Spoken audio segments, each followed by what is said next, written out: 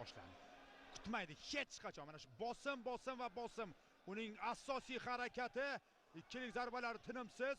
Singh biroz chap berib hozir qarshi hujum amalga oshirishga harakat qilyapti, lekin Shohjahon to'xtash odati yo'q. Ketdi. Mana shunday shiddat bilan, shasht bilan, tezkor zarbalari bilan Singh chap beryapti, qochyapti hozircha ringda. Endi poylayapti Ergashev.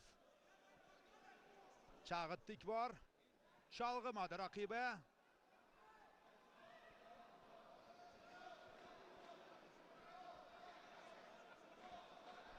Chalg'imadi. 11 ta g'alaba bejizga emas, ko'ryapmiz Singhda.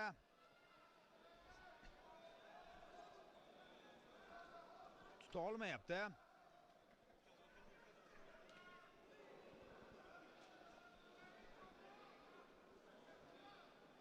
Poylayapti.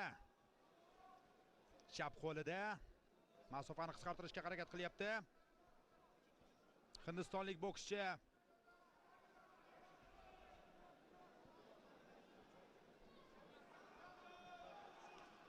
qo'llar to'qnashib ketdi hozir. Bir vaqtning o'zida har ikkisi zarba yo'llagan edi. O'ng qo'l zarba o'tyapti. Yo'q, knockdown emas deb topyapti. Vaholanki o'ng qo'l ilib olgan edi Ergashev.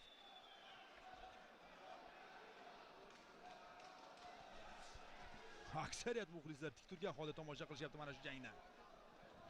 Yana o'ng qo'l zarba. Endi yo'lni qidiryapti, endi axtaryapti qanday raqibini mag'lubiyatga uchratishni.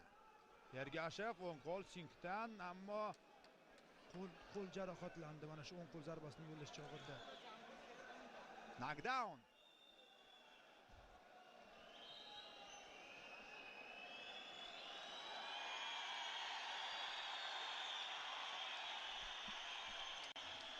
O'ng qo'l krossini yo'llayotgan bir vaziyatda o'ziga xos uslubi Ergashev.